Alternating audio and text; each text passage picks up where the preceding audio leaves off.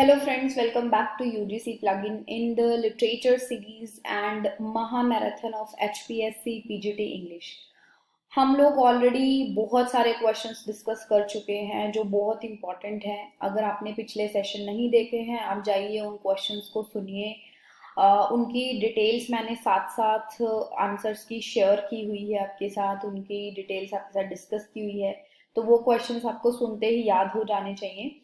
आज मैं कुछ और इम्पोर्टेंट क्वेश्चंस लाई हूँ जिसमें मैंने कुछ क्वेश्चंस ईडियम्स के भी डाले हैं एंड कुछ क्वेश्चंस फिगर्स ऑफ स्पीच के भी डाले हैं। क्योंकि ये भी आपके सेक्शन लिटरेचर सेक्शन में एक इम्पॉर्टेंट सेक्शन है, तो यहाँ से भी क्वेश्चन आपको आ सकते हैं, तो ये भी क्वेश्चन इसीलिए मैंने ऐड कर दिए थे। आप सबने एक और रिक्वेस्ट की थी हमें कि हमें राइटिंग सेक्शन की मैराथन प्रोवाइड की जाए, तो राइटिंग सेक्शन के ऊपर हमारा काम चल रहा है। जल्दी ही हम एक कंप्लीट वीडियो आपके साथ शेयर कर पाएंगे। तब तक आपको थोड़ा पेशेंस रखना होगा, बाकी के सेक्शंस को आप कवर कर लीजिए। जितनी जल्दी हम कर पाएंगे उतनी जल्दी हम कोशिश कर रहे हैं। चलिए आज का वीडियो हम शुरू करते हैं। आज का सेशन जो है जिसमें हम और भी इम्पोर्टेंट क्वेश्चंस को डिस्कस करने वाले हैं। आज का हमारा जो फर्स्ट क्वेश्चन है वो हम देख लेते हैं। कमला दास। कमला दास एक इंडियन राइटर है। ऑलरेडी हम इनके बारे में काफी कुछ जान चुके हैं पिछले क्वेश्चंस के फॉर्म में। कमला दास डाइड इन द ईयर। कमला दास की डेथ कब हुई थी? कमला दास की डेथ हुई थी 2009 में। एंड इनका बर्थ कब हुआ था? 1934 में इनका बर्थ हुआ था। Faulkner was awarded Nobel prize in. Faulkner के बारे में मैंने आपको कल भी बताया था। फॉकनर को वैसे तो नोबेल प्राइज मिला था 1950 में, बट जो नोबेल प्राइज उनको मिला था वो 1949 वाला मिला था। जो 1949 में किसी को नहीं दिया गया था, बट 1950 में फॉकनर को मिला था। क्यों मिला था? For his powerful and artistically unique contribution. किस चीज में इन्होंने कंट्रीब्यूट किया है? मॉडर्न अमेरिकन नॉवेल्स को पॉपुलर करने में इन्होंने कंट्रीब्यूशन किया है, जिसकी वजह से इनको नोबेल प्राइज मिला था। The birth place of the sonnet is. Sonnet का बर्थ प्लेस यानी सोनेट सबसे पहले कहाँ पर शुरू हुए थे? सबसे पहले सोनेट शुरू हुए थे इटली में। इटली में पेट्रार्क नाम के एक पोइट हैं जिन्होंने सोनेट्स को लिखा था। बाद में ये इंग्लैंड में आए थे, फिर शेक्सपियर ने इंग्लिश सोनेट्स का निर्माण किया था या शुरू किया था। पेट्रार्क ने जो सोनेट शुरू किए थे उसमें 14 लाइन्स थी, जिसको 2 स्टैंजा में डिवाइड किया जाता था। एक ऑक्टेव यानी 8 लाइनों का एक स्टैंजा एंड एक सेस्टेट यानी 6 लाइनों का एक stanza. Night of the scorpion is a poem by. Night of the scorpion बहुत इंपॉर्टेंट पोएम है। हर सेशन में इसमें से मैं 1 या 2 क्वेश्चन जरूर लेकर आ रही हूँ, क्योंकि पिछले बहुत सारे एग्जाम्स में नाइट ऑफ द स्कॉर्पियन के ऊपर क्वेश्चन आ रहा है। सो ये जो पोएम है नजीम इजिकल की है। इनकी लाइफ से ही इन्फ्लुएंस होकर इन्होंने ये लिखी थी, जिसमें जो नरेटर है उनकी मदर को एक स्कॉर्पियन काट लेता है एंड उसके बाद फिर गांव में किस तरह की बातें होती हैं, किस तरह से उनका इलाज करवाया जाता है, वो सारा डिस्क्रिप्शन हमें इस पोएम में मिलता है। Which of the following is not Hemingway's work. Hemingway का वर्क कौन सा नहीं है? The sun also rises Hemingway का वर्क है डेफिनेटली। एंड उसके बाद है मोबी डिक। मोबी डिक जो है वो हेमिंगवे का वर्क नहीं है। मोबी डिक एक फिश, एक वेल मछली की कहानी है, एक कैप्टन की कहानी है, जिसको लिखा है हरमन मेलविले ने। बाकी के 2 जो वर्क हैं वो भी हेमिंगवे के हैं। Which of the following Indian English poets was a professor of English at Bombay University? Biographical question है, बहुत आसान क्वेश्चन है। अगर आपने इस इंडियन ऑथर को ध्यान से पढ़ा है तो आपको पता होगा। इसका आंसर है नजीम इजिकल। नजीम इजिकल बॉम्बे से हैं, बॉम्बे यूनिवर्सिटी में वो पढ़ाया करते थे। उसके अलावा उन्होंने एडिटर का भी काम किया है। नेक्स्ट क्वेश्चन है the principal object of satire is. अब बेसिकली ये फिगर ऑफ स्पीच में से है। सटायर की डेफिनेशन उन्होंने पूछी है। सो सटायर में प्रिंसिपली हम किस चीज का यानी कि मेजरली किस चीज का ध्यान रखा जाता है? इसमें ध्यान रखा जाता है टू रिडिक्यूल फॉली और वाइस, यानी कि बुराई को रिडिक्यूल, उसका मजाक उड़ाया जाता है, तभी सटायर जो है एक सक्सेसफुल सटायर होती है। Tennyson was appointed poet laureth in. Tennyson को पोइट लोरेट कब बनाया गया था? अब तो ये क्वेश्चन आपको याद हो गया होगा। 1850 में टेनिसन को पोइट लोरेट बनाया गया था। To deal in something means, ये एक इडियम है। टू डील इन समथिंग का मतलब क्या होता है? टू डील इन समथिंग का मतलब होता है टू ट्रेड इन समथिंग, यानी कि अगर आप किसी चीज़ में, एक चीज़ का बिजनेस करते हैं, किसी चीज़ से रिलेटेड काम करते हैं। जैसे आपने देखा होगा, मैं सपोज कि कोई बात करता है तो कहता है कि मैं ऑनलाइन बिजनेस में डील करता हूँ, या मैं क्लोथिंग में डील करता हूँ, ठीक है। सो टू डील इन मतलब किसी चीज़ का ट्रेड करना, to trade in something. The protagonist of Mulk Raj आनंद स्कूली इज, बहुत आसान क्वेश्चन है। आज मैं बहुत आसान आसान क्वेश्चन लाई हूँ जो कई बार मिस्टेक से गलत हो जाते हैं, ओवर कॉन्फिडेंस से गलत हो जाते हैं। तो मेरे साथ साथ आप भी देखिएगा आपको आंसर आते हैं कि नहीं। कुली का जो हीरो है, हमारा प्रोटैगनिस्ट है, वो है मुन्नो। छोटा सा बच्चा होता है जिसकी कहानी शुरू होती है गांव से, एंड कैसे वो गांव को छोड़कर भागता है, एंड वो जहां भी जाता है उसके साथ कितना ज्यादा शोषण किया जाता है। सो ये कुली की कहानी है। द लाइन दो thou was not born for death, immortal bird occurs in, बहुत फेमस लाइंस हैं। ये हैं ओड टू नाइटिंगेल से, बहुत फेमस ओड है जॉन कीट्स का, जिसमें कि जो कीट्स हैं वो अपनी बीमारी से परेशान होते हैं एक दिन, एंड उनके घर के सामने एक पेड़ के ऊपर एक कोयल, एक नाइटिंगेल जो है वो गा रही होती है, जिसको सुनकर ये पोयम लिखने का आइडिया उनके दिमाग में आता है, जिसमें वो नाइटिंगेल को एड्रेस कर रहे हैं। वो उसको इमोर्टल कह रहे हैं, इमोर्टल बर्ड। अब इमोर्टल कैसे है? देखो, कोयल जो है वो हमेशा से वैसा ही गाना गाती है। वो पर्टिकुलर नाइटिंगेल जो है वो इमोर्टल नहीं है, बट जो नाइटिंगेल का सॉन्ग है वो इमोर्टल है, वो हमेशा वैसा ही रहेगा। बट ह्यूमन बींग्स जो हैं वो मोर्टल हैं, उनकी एक दिन डेथ होगी ही।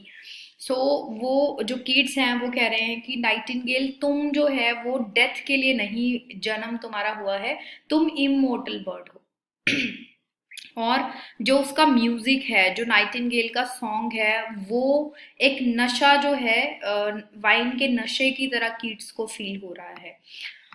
The proper word for group of elephants is, elephants के ग्रुप को क्या कहा जाता है? सो ये एक हम ये कह सकते हैं कि वर्ड मीनिंग वाला क्वेश्चन है। इस तरह के क्वेश्चन भी आपके पेपर में आएंगे। सो हर्ड कहा जाता है, हर्ड का मतलब होता है झुंड। सो हाथियों के झुंड को कहते हैं हर्ड। एब्जालम, एब्जालम इज वर्क बाय, एब्जालम, एब्जालम जो वर्क है वो है विलियम फॉकनर का। विलियम फॉकनर ने इसको लिखा था। ये एक गॉथिक नॉवल है, गॉथिक नॉवल जिसमें सुपरनैचुरल एलिमेंट्स, घोस्ट, ये सारी चीज़ें जो है आती हैं। अब इसके बारे में आपने डिटेल में नहीं पढ़ना है, मैं आपको थोड़ी सी डिटेल्स यहीं करवा देती हूँ, ताकि अगर इससे रिलेटेड कुछ और आए तो आप कर पाओ। सो ये सुटपन फैमिली की जो है स्टोरी है, SUTPEN, सुटपन फैमिली की जो है स्टोरी है। सेटिंग इसकी है जब अमेरिका में सिविल वॉर चल रही थी। सिविल वॉर से के दौरान की कहानी है, एंड उसके बाद। और जो स्टोरी है उसका नरेटर है क्विंटन कॉम्पसन। अब क्विंटन कॉम्पसन आपने पहले भी नाम सुना होगा, ये फॉकनर के ही novel the sound and the fury का मेन कैरेक्टर है, ठीक है। इसमें भी ये कहानी सुना रहा है, और ये जो कहानी है ये अपने रूममेट को सुना रहा है, जो कि हार्वर्ड का एक स्टूडेंट है। इसके साथ रहता है क्विंटन के, श्रीव उसका नाम है। एंड इसमें और बहुत सारे लोग जो है कहानी सुनाते हैं, एंड इसमें फ्लैशबैक्स का यूज किया गया है। सो इतनी चीजें भी आप याद रख पाओगे तो भी आपका जो है काम चल जाएगा। The mother tongue of Kamala Das was. So Kamala Das जो है उनकी मदर टंग कौन सी है? उनकी मदर टंग है मलयालम। वो मलयालम बोलती हैं, बट फिर वो इंग्लिश में भी लिखती हैं। तो हमें किसी भी इंडियन ऑथर की फर्स्ट लैंग्वेज या मदर टंग जिसको हम कहते हैं वो ज़रूर से ज़रूर पता होनी चाहिए। The line earth is the right place for love is written by, ये लाइन जो है बहुत इंपॉर्टेंट है। ये जो लाइन्स हैं ये रॉबर्ट फ्रॉस्ट ने लिखी हैं। The figure of speech in O my love like a red red rose.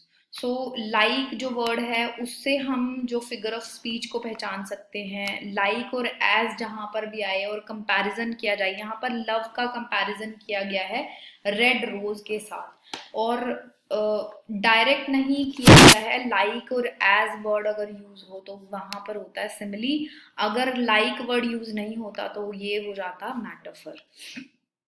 The number of paragraph in Tennyson's in memoriam is, so 131 paragraph या सेक्शन जो हैं टेनिसन के इन मेमोरियम में है। इसके अलावा 2 सेक्शन और हैं।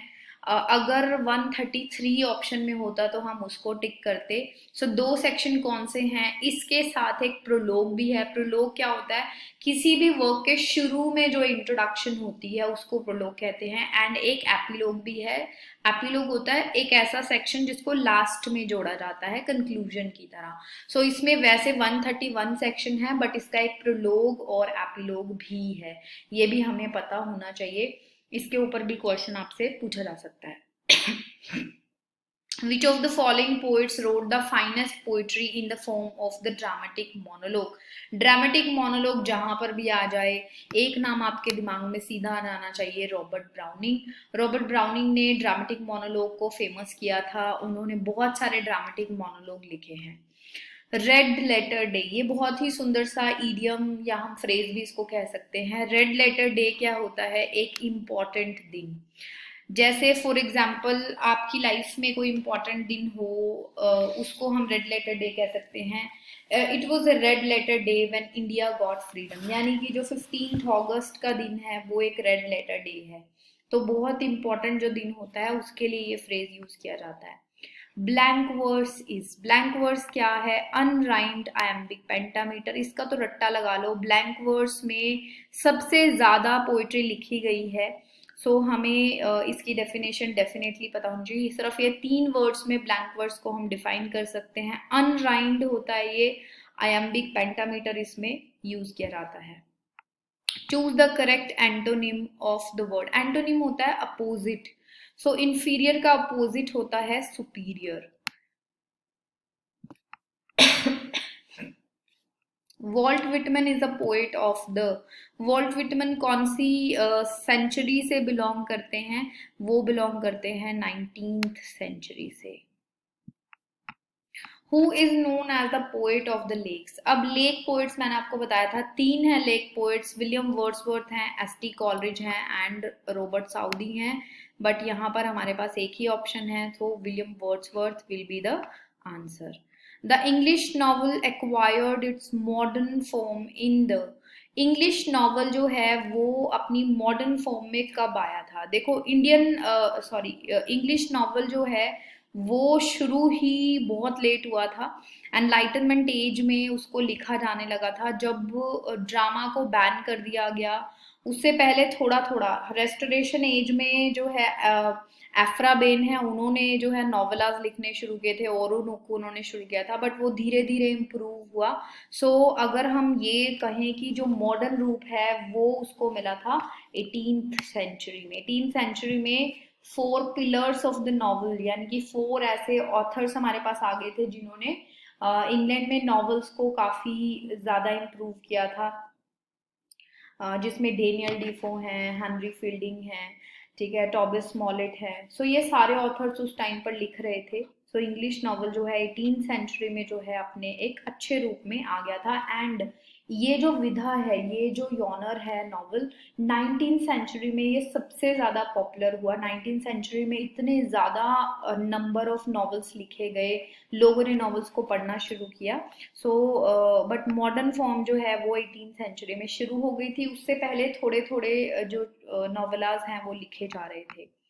T.S.. Eliot was born in, so T S. Eliot का जन्म जो है यूनाइटेड स्टेट्स में हुआ था। यूनाइटेड स्टेट्स में बड़े हुए, वहीं पे उनकी एजुकेशन हुई। 1914 में जो है वो इंग्लैंड आ गए थे। 1914 में इंग्लैंड आने के बाद उन्होंने बहुत कुछ किया। उनकी दोस्ती एजरा पाउंड के साथ हुई, वहाँ पर उन्होंने एज अ टीचर काम किया।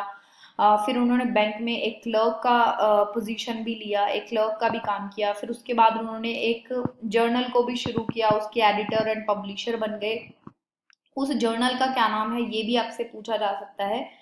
उस जर्नल का नाम है क्राइटेरियन, CRITERION, क्राइटेरियन उसका नाम है। और 1922 में इन्होंने ये शुरू किया था। 1939 तक ये जर्नल जो है पब्लिश होता था।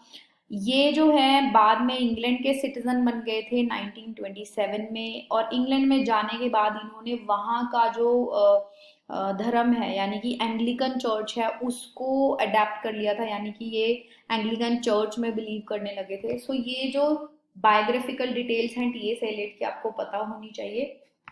Matthew Arnold studied at, so Matthew Arnold ने कौन सी यूनिवर्सिटी से पढ़ाई की थी? ऑक्सफोर्ड। ऑक्सफोर्ड यूनिवर्सिटी के अंडर एक कॉलेज है, रग्बी चैपल से ये बिलोंग करते थे। रग्बी चैपल एक जगह का नाम है जिसके ऊपर इन्होंने एक पोयम भी लिखी है जहाँ से मैथ्यू आर्नोल्ड बिलोंग करते हैं। वहीं पे ऑक्सफोर्ड के अंडर एक कॉलेज में इनकी पढ़ाई हुई थी। The protagonist of great expectations is, great expectations के जो प्रोटैगनिस्ट हैं वो हैं पिप, फिलिप पिरिप इनका पूरा नाम है, बट क्योंकि एक छोटे बच्चे हैं और जब ये अपना नाम बताते हैं फिलिप पिरिप इनसे बोला नहीं जाता तो ये पिप बोलते हैं। सो प्रोटैगनिस्ट कौन है? पिप। द प्लूरल ऑफ एल्यूमिनस इज, एल्यूमिनस का प्लूरल क्या होगा? एल्यूमिनस का प्लूरल होगा एल्यूमिनी। अब इसके बारे में थोड़ी सी डिटेल्स आपको बताती हूँ। एल्यूमिनी का मतलब होता है ग्रुप ऑफ ग्रेजुएट्स, उसमें मेल फीमेल दोनों हो सकते हैं, अकेले मेल हो सकते हैं, ठीक है। सो ग्रेजुएट्स का जो ग्रुप है, बहुत सारे लोग जिसमें हो, 5 6 कितने भी हो सकते हैं, 2 से ज्यादा हो, उसको हम एल्यूमिनी कहते हैं, एल्यूमिनी, ठीक है। और एल्यूमिनस क्या होता है? एक मेल ग्रेजुएट। एल्यूमिनस क्या होता है? एक मेल ग्रेजुएट। जो क्वेश्चन में लिखा हुआ है एल्यूमिनस वो होता है एक मेल ग्रेजुएट, एंड एल्यूमिना होता है एक female graduate. Alumina second number वाला जो ऑप्शन है, फीमेल ग्रेजुएट को हम कहते हैं एल्यूमिना। सो ये 3 टर्म्स आपको याद रखनी चाहिए। एल्यूमिनाई जिसको हम ग्रुप कहते हैं, मेल फीमेल जिसमें हो सकते हैं, अकेले मेल हो सकते हैं। एल्यूमिनस होती है एक एल्यूमिनस होता है एक मेल ग्रेजुएट, एंड एल्यूमिना होता है एक female graduate. Alma mater is the place where one studied. Alma mater क्या होता है? ऐसी जगह जहाँ पर आपने ज्ञान प्राप्त किया हो, जहाँ जो है आपने एजुकेशन ली हो। तो ये स्कूल, कॉलेज या यूनिवर्सिटी के लिए यूज किया जाता है। ये एक पॉजिटिव वर्ड है जो कि लेटिन लैंग्वेज से आया है, alma mater. The central theme of murder in cathedral is, central theme क्या है? Murder in cathedral. T S Eliot का प्ले है ये। मार्टियार्डम जो है इसकी सेंट्रल थीम है, ठीक है। शहीद होना, सो बलिदान देना। सो बेसिकली ये जो वर्क है ये अप्रोच करता है कि हमें धर्म के लिए, स्पिरिचुअलिटी के लिए और जिस चीज़ में हम बिलीव करते हैं उसके लिए बलिदान देना चाहिए। सो ये जो कहानी है, ये कहानी है story of arc Bishop. Arc Bishop कौन थे उस टाइम पर? थॉमस बैकेट थे जो उस टाइम पर आर्क बिशॉप थे हेनरी II के दरबार में, एंड 1170 में उनका मर्डर कर दिया गया था। ये एक रियल स्टोरी है, उसी स्टोरी के बेस पर इस प्ले को लिखा गया है। हेनरी II के जो थॉट्स हैं उसके साथ थॉमस बैकेट के थॉट्स मैच नहीं करते थे, उन्होंने उनके थॉट्स को अपोज किया, जिसकी वजह से जो राजा के कहने पर बहुत जो उसके फॉलोअर्स हैं उन्होंने थॉमस बैकेट को जो है उसका मर्डर कर दिया था। सो उसी ही मर्डर के ऊपर ये कहानी टीएस एलियट ने लिखी है। Charles Lamb started his literary career as, Charles Lamb ने अपना करियर शुरू किया था एज ए पोएट। फेमस हैं चार्ल्स लैम्ब अपने एसेज एंड शॉर्ट स्टोरीज के लिए, चिल्ड्रन स्टोरीज के लिए, बट उन्होंने एज अ पोएट अपना करियर शुरू किया था। Charles Dickens father was a, Charles Dickens के फादर थे एक क्लर्क, ठीक है। चार्ल्स डिकेंस के फादर थे एक क्लर्क, एंड नेवी पे ऑफिस में वो एक क्लर्क थे। Who called Hamlet an artistic failure? अब ये बहुत ही फेमस सा फ्रेज है, आर्टिस्टिक फेल्यूर। टीएस एलियट ने एक ऐसे लिखा है हैमलेट एंड हिज प्रॉब्लम्स, उसी में उन्होंने ये फ्रेज यूज किया है। The odes of Keats are, Keats ने ओड्स लिखे हैं, 6 ओड्स उनके बहुत फेमस हैं। सो क्या वो रेगुलर ओड्स हैं, रेगुलर जिसमें एक रेगुलर पैटर्न हो, या इरेगुलर ओड्स हैं?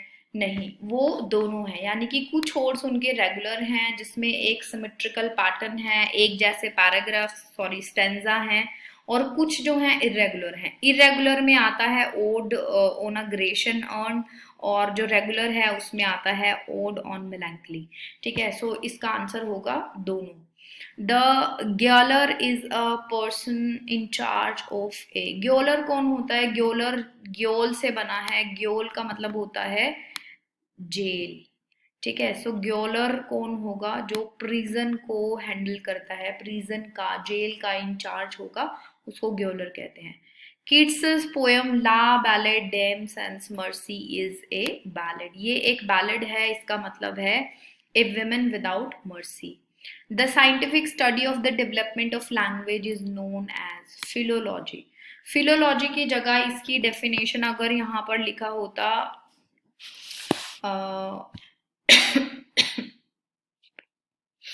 लिंग्विस्टिक्स, तो इस डेफिनेशन के साथ हम लिंग्विस्टिक्स को भी जोड़ते हैं।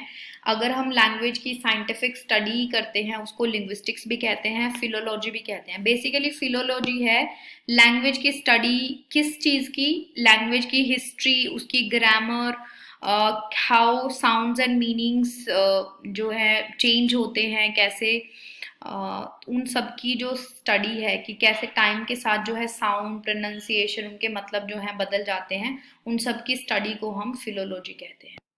नेक्स्ट क्वेश्चन है the figure of speech in life is a dream. इसमें कौन सा फिगर ऑफ स्पीच यूज किया गया है? इसमें यूज किया गया है मेटाफर, क्योंकि लाइफ को डायरेक्टली ड्रीम के साथ कंपेयर किया गया है, कोई भी एज या लाइक वर्ड यूज नहीं किया गया। Matthew Arnold as a poet was most influenced by. Matthew Arnold को सबसे ज्यादा इन्फ्लुएंस किया था विलियम वर्ड्सवर्थ ने, एंड उनके बारे में मैथ्यू आर्नोल्ड ने बहुत कुछ लिखा है। Who wrote the necessity of atheism? एथेइज्म होता है नास्तिकता, यानी कि भगवान में विश्वास ना करना। सो ये एक पैम्फलेट है नेसेसिटी ऑफ एथेइज्म, ये लिखा है पीबी शाले ने। पीबी शाले ने अपने कॉलेज टाइम में, जब वो यूनिवर्सिटी में पढ़ रहे थे, तब ये पैम्फलेट लिखा था, जिसकी वजह से उनको स्कूल से निकाला भी गया था, यानी कि कॉलेज से निकाल भी दिया गया था, क्योंकि उस टाइम पे रिलीजन के खिलाफ बोलना एक बहुत बड़ा अपराध माना जाता था। एंड शाले ने इसमें लिखा क्या है? शाले कहते हैं कि भगवान का एक्चुअल में कोई सफिशिएंट प्रूफ नहीं मिला है, तो जो लोग एथीस्ट हैं, यानी जो भगवान में विश्वास नहीं करते, उनके साथ गलत बिहेवियर नहीं करना चाहिए, उनको अपराधियों की तरह ट्रीट नहीं किया जाना चाहिए, जो कि शैले के साथ हुआ। उसको एक अपराधी माना गया, उसकी पढ़ाई बीच में ही छूट गई, उसको यूनिवर्सिटी से निकाल दिया गया। एंड उसने क्या किया था, बहुत सारे प्रोफेसर्स के रूम्स में इसकी एक एक कॉपी छोड़ दी थी। सो वो कहते हैं कि हमारे देश को एथेइज्म की जरूरत है। ठीक है, एथीस्ट होना जरूरी है, क्योंकि गॉड के तो इनफ प्रमाण हमारे पास नहीं है, एंड जो विश्वास है वो प्रमाण से बनता है। अगर हमारे पास प्रमाण नहीं है तो हम किसी के ऊपर जबरदस्ती वो विश्वास थोप नहीं सकते। The sub title of taste of the अबर विलेज। टेस ऑफ द अबर विलेज का सब टाइटल इंपॉर्टेंट है, इसका सब टाइटल है ए प्योर वुमेन। ये है थॉमस हार्डी का एक novel.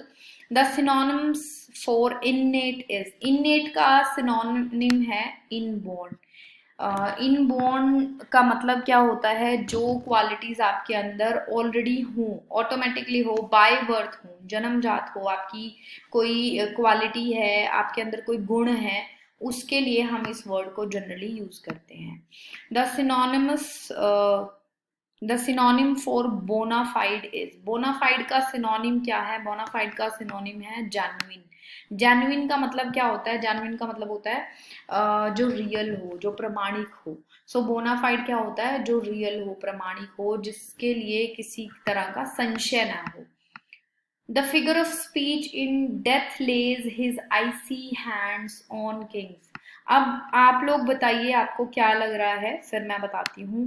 Death lays his icy hands. अब डेथ के तो हैंड्स नहीं होते, तो हमने क्या कर दिया, इसको पर्सोनिफाई कर दिया। सो इसीलिए पर्सोनिफिकेशन रहेगा। डेथ जो है वो नॉन ह्यूमन है, ह्यूमन बीइंग नहीं है। और पर्सोनिफिकेशन क्या होता है? जब हम ह्यूमन कैरेक्टरिस्टिक्स या ह्यूमन फीचर्स को किसी नॉन ह्यूमन चीज को के ऊपर अप्लाई कर देते हैं, उसको हम क्या कहते हैं? Personification. So death lays his icy hands on kings. तो personification will be the answer. When was Untouchable first published? Untouchable जो है सबसे पहले कब पब्लिश किया गया था? 1935 में। मुल्क राज आनंद का ये सबसे फेमस नॉवल है। Who wrote the celebrated book Shakespearean tragedy? अब शेक्सपियर ने तो बहुत सारी ट्रेजेडीज लिखी हैं, बट ये एक बुक है जो लिखी है AC ब्रैडले ने। इसमें AC ब्रैडले ने शेक्सपियर की ट्रेजेडीज को स्टडी किया है। शेक्सपियर ने मेनली जो ट्रेजेडीज लिखी हैं उसका एनालिसिस लिखा है, उसका क्रिटिसिज्म लिखा है, उसकी स्टडी की है, उसके कैरेक्टर्स की स्टडी की है, और mainly Hamlet, Othello, King Lear and Macbeth, in 4 place के ऊपर ज्यादा फोकस किया गया है। सो AC ब्रैडले का ये वर्क है। The rhyming of vowel sounds without the rhyming of consonants is known as.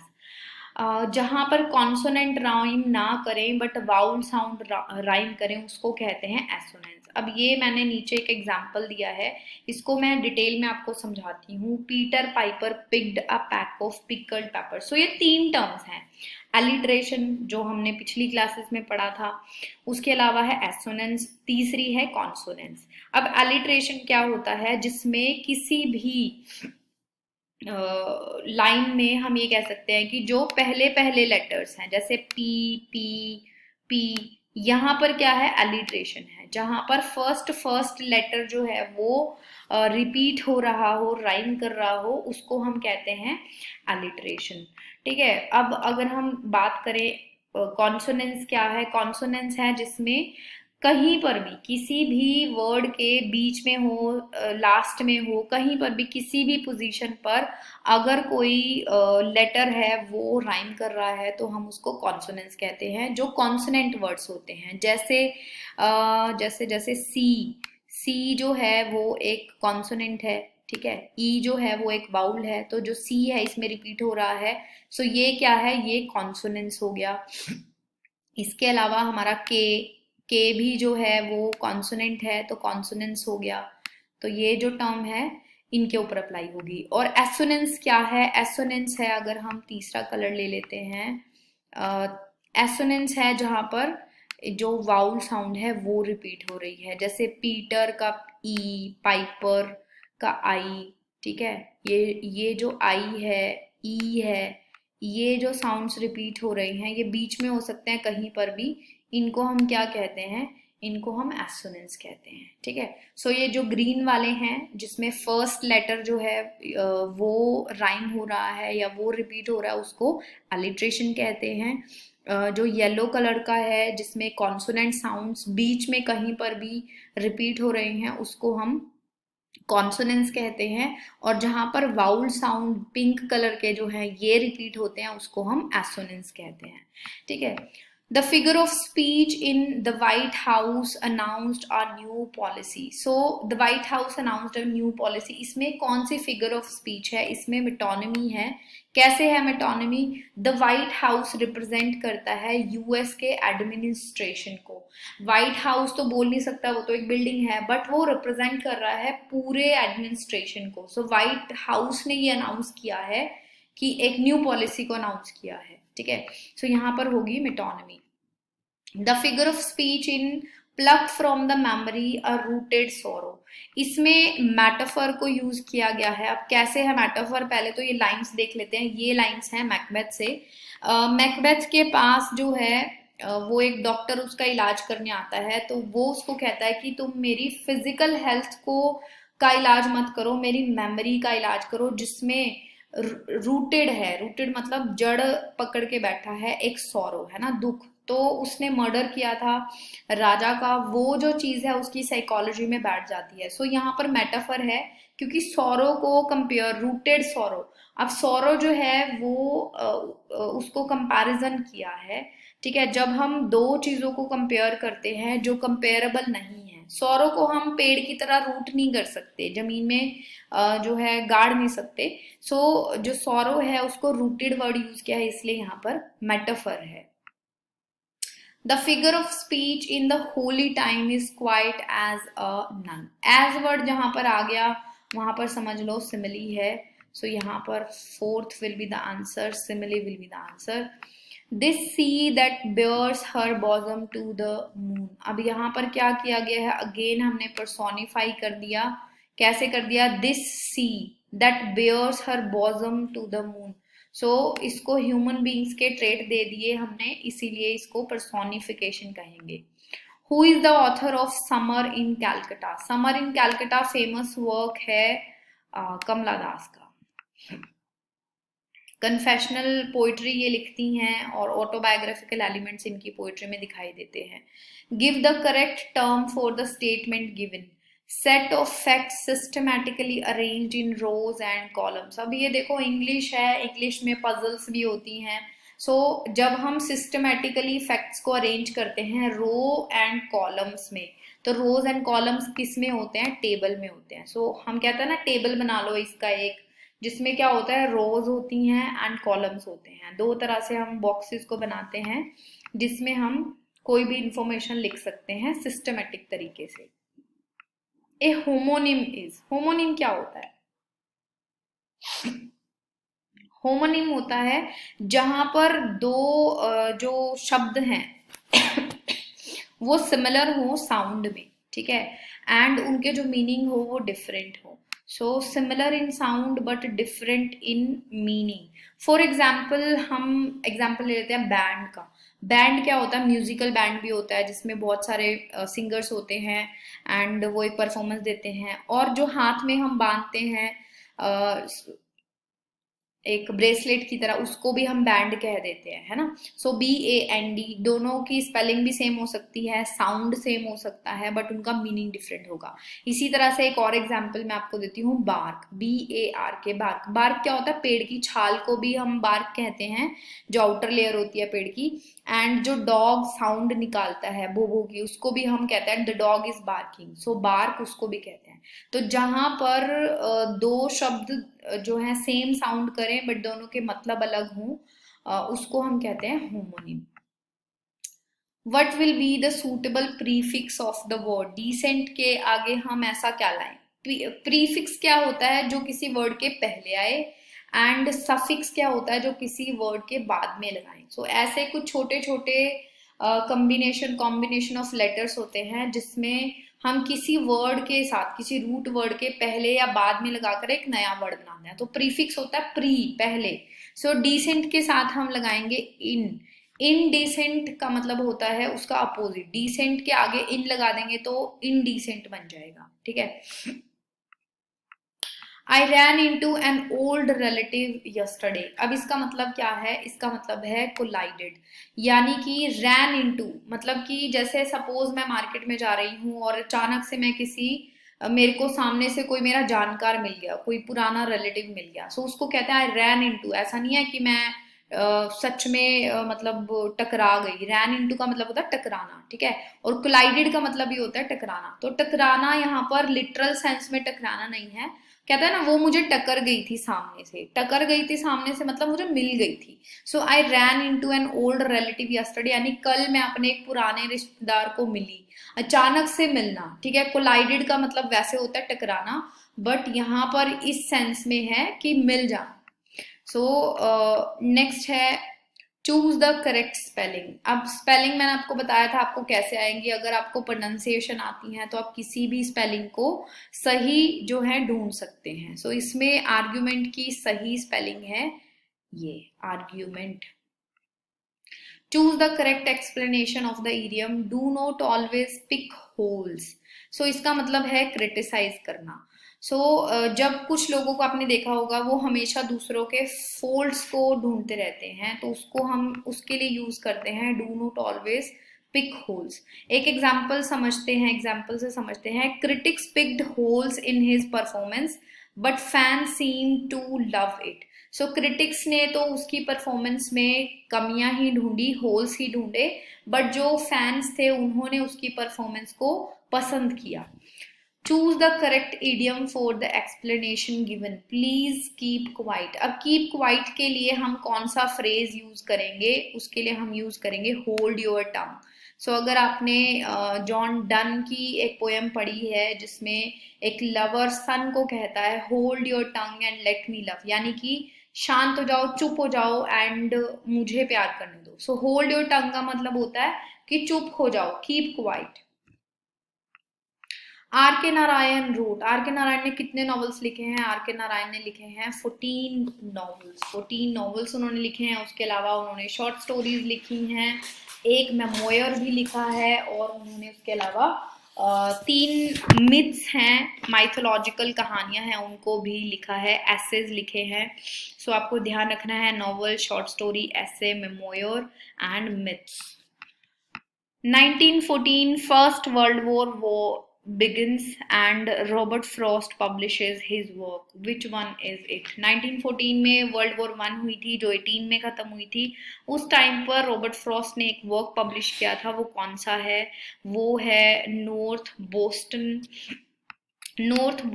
Of Boston जो है, ये सबसे पहले पब्लिश किया गया था इंग्लैंड में, लंदन में। सो देखो बहुत सारे ऑथर्स की हम बात कर रहे हैं, तो बहुत सारे ऑथर्स ने इंग्लैंड में लिखा बट यूएस में पब्लिश किया, क्योंकि वो एक रिएक्शन देखना चाहते हैं।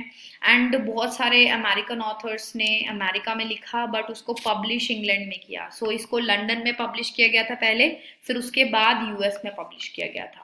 Faulkner sound and the fury was published in, important है, sound and the fury important work है, इसका ईयर आपसे पूछा जा सकता है। फॉकनर का ये जो नॉवल है ये 1929 में पब्लिश हुआ था।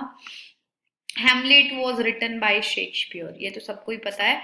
The Hamlet was written by, the Hamlet किसने लिखा है? हैमलेट तो एक प्ले है शेक्सपियर का, द हैमलेट किसने लिखा है? द हैमलेट लिखा है फॉकनर ने, अमेरिकन ऑथर फॉकनर। 1940 में उन्होंने ये नॉवल लिखा था, जिसमें उन्होंने एक फैमिली की कहानी लिखी है। अगेन एक ट्रायोलॉजी का ये पार्ट है।